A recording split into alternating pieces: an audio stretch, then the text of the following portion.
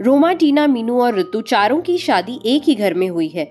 चारों बहुएं एक ही साथ एक घर में रहती हैं। चारों की सास सुशीला जी बहुत ही समझदार और शांत स्वभाव की महिला है, लेकिन अपने चारों बेटों की शादी के बाद सुशीला का सिर्फ एक ही काम रह गया है कि चारों बहुओं का प्यार कैसे बढ़ाया जाए। एक दिन सुशीला के घर उसकी बहन आई। सुशीला, तू तो बहुत खुशकिस्मत है। तेरी चारों बहुएं तो बहुत सुंदर हैं और तेरा बहुत ख्याल भी रखती हैं। तुझे तो घर के काम की चिंता ही नहीं रहती होगी। अरे कहाँ दीदी, मुझे तो हर समय यही चिंता रहती है कि कहीं इन चारों में लड़ाई ना हो जाए। जब भी मुझे लगता है कि इन चारों में बहस होने वाली है तो मैं बात संभाल लेती हूँ। ये बात तो सच है सुशीला। दुनिया सोचती है कि बहुएं आ जाने से घर में खुशियां आ जाती हैं, लेकिन ये भी सच है कि घर में बहुएं आ जाने से सास के लिए जिम्मेदारी भी बढ़ जाती है। हर समय बस यही सोचते रहो कि कहीं लड़ाई ना हो जाए। ये दोनों बातें कर रही ही थी, तभी अचानक रोमा और मीनू की लड़ने की आवाज आई। रोमा, मैंने एक बार पोछा लगा दिया है तो मैं दोबारा नहीं लगाऊंगी। मीनू, दोबारा पोछा तो तुम्हें लगाना ही पड़ेगा रोमा। तुमने इतना गंदा पोछा लगाया है कि लग ही नहीं रहा है कि घर की सफाई हुई है। बहुओं में इस तरह से लड़ाई देखकर सुशीला की बहन घबरा गई और सुशीला को समझाने लगी, तेरी बहुएं काम कम करती हैं और लड़ती ज्यादा हैं। सुशीला, तुझे इनकी लड़ाई बंद करने के लिए कोई ना कोई रास्ता तो निकालना ही होगा। ये कहकर सुशीला की बहन वहां से चली गई। अब सुशीला दिन रात यही सोचती रहती कि इन बहुओं का आपस प्यार कैसे बढ़ाया जाए। इसलिए सुशीला ने अपनी सारी बहुओं को इकट्ठा किया और कहा, तुम चारों लोग दिन भर आपस में लड़ती रहती हो। इससे न तो घर चल सकता है न तो जिंदगी। इसलिए आज तुम सब ये बता दो कि चाहती क्या हो। रोमा, माँ जी, आप हमें अलग अलग घर दे दो। मेरे पास इतना पैसा नहीं है कि मैं तुम चारों को अलग अलग घर बना कर दूं। मीनू, माँ जी, ये घर भी तो बहुत बड़ा है, आप इस पर 4 मंजिल बनवा दो और हम चारों को दे दो। तब सुशीला ने कहा, मैंने अपने चारों बेटों को बड़े प्यार से पाला है, इसलिए मैं नहीं चाहती कि तुम लोगों की वजह से मेरा घर टूट जाए। मेरे चारों बेटे अलग अलग रहें और मेरा क्या, मैं तुम चारों में से किसके पास रहूंगी। सुशीला की ये बातें सुनकर चारों बहुएं चुप हो गई। चारों में से कोई भी सुशीला को अपने साथ नहीं रखना चाहती थी। सुशीला ने अपनी बहुओं को एक टक देखा और कहा, तुम चारों को मैंने अपने बेटे भी दे दिए और अपना घर भी दे दूं, लेकिन तुम में से कोई भी मुझे अपने साथ नहीं रखना चाहता। ये कहते हुए सुशीला की आंखें भर आई और उन्होंने उन चारों बहुओं के काम बांट दिए और उन सबको कहा कि कोई भी आपस में नहीं लड़ेगा। लेकिन उनकी बहुएं कहाँ मानने वाली थी। अब चारों बहुओं ने एक एक टीम बना ली। एक टीम में रोमा और मीनू थी और दूसरी टीम में ऋतु और टीना थी। चारों आपस में लड़ती तो नहीं थी, लेकिन एक दूसरे की चुगली करने लगी थी। एक दिन टीना और ऋतु ने अपनी सास से कहा, माँ जी, आपको पता है रोमा 12 बजे से सो रही है। आज तो उसने सिर्फ घर की झाड़ू ही लगाई है और पोछा भी नहीं लगाया। फिर ऋतु ने कहा, हाँ माँ जी, आपने लड़ने के लिए मना किया है, इसलिए मैं मीनू से कुछ नहीं कहती। वह आज ही बाजार जाकर अपने लिए 3-3 साड़ियाँ लाई है। अपने लिए 3 साड़ियाँ लाई है और आपके लिए एक भी साड़ी नहीं लाई। ऋतु और टीना तो अपनी सास से चुगली करके चली गई। अब मीनू और रोमा की बारी थी। मीनू, माँ जी, आपने ऋतु को तो सर पर चढ़ा रखा है। वो हमेशा रोटियां जला देती है और आपके बेटे भी बोल रहे थे कि ऋतु की हाथ की रोटियां अच्छी नहीं लगती।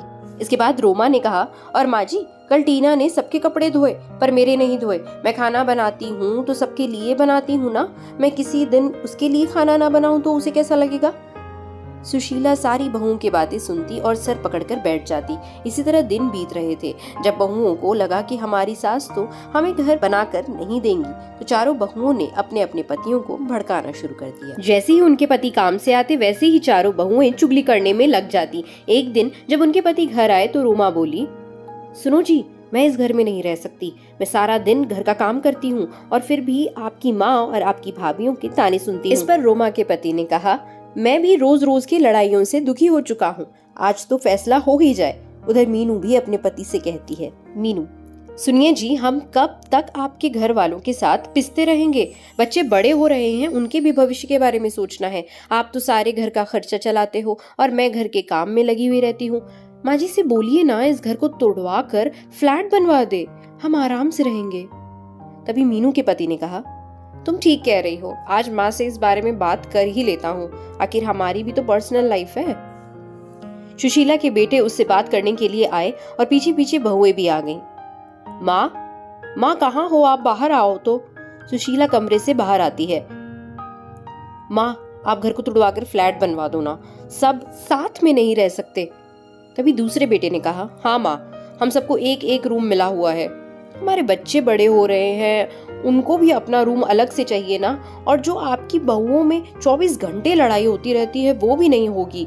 अलग अलग रहने से आपको भी शांति मिलेगी और हमें भी। तब माँ ने कहा, अच्छा तुम्हारी पत्नियां ये घर तुड़वाने के लिए मुझे नहीं मना पाई तो मेरे बेटों को ही भड़का दिया। मैं इस घर को टूटने नहीं देना चाहती। इस घर में तुम्हारे पिता की यादें हैं, तुम्हारा बचपन बीता है और तुम चारों अपनी पत्नियों को समझाने के बजाय मुझसे ये घर तोड़ने के लिए बोल रहे हो। सुशीला ने अपने बेटे और बहुओं को बहुत समझाया, लेकिन कोई भी राजी नहीं हुआ और मजबूरी में सुशीला को अपना घर तुड़वाना ही पड़ा। जैसे जैसे हथौड़ा घर की दीवारों पर चोट कर रहा था, सुशीला को वो चोट अपने दिल पर महसूस हो रही थी। अब कुछ दिन बाद उस घर की जगह एक आलीशान बिल्डिंग खड़ी थी। सुशीला ने अपने चारों बेटों और बहुओं को बुलाया और कहा, तुम चारों के फ्लैट बनकर तैयार हो गए हैं। अब तुम सब आराम से रह सकते हो। तुम अपने अपने परिवार के साथ खुश रहोगे, लेकिन मेरा परिवार तो तुम सब हो। तुम्हें अलग अलग जाता देख मुझे कितना दुख हो रहा है, कैसे बताऊं। तभी उसके एक बेटे ने कहा, माँ आप कहाँ रहेंगी, मतलब हम में से किसके साथ रहेंगी। सुशीला ने कहा, तुम फिक्र मत करो बेटा, तुम्हारी बूढ़ी माँ किसी पर भी बोझ नहीं बनेगी। पेंशन तो आती है मेरे पास, उससे मेरा गुजारा हो जाएगा। तुम चारों एक एक फ्लैट में रह लोगे तो ये नीचे का हिस्सा बचेगा, मैं वहीं रह लूंगी। चारों बेटे अपनी अपनी पत्नी और बच्चों को लेकर चले गए और आराम से रहने लगे। सुशीला पूरे दिन यही रहती और यही सोचती कि मेरी बहुओं ने मुझसे मेरे चारों बेटों को छीन लिया।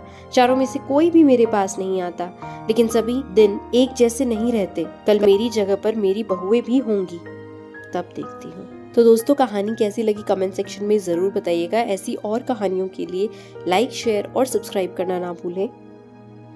Thank you for listening.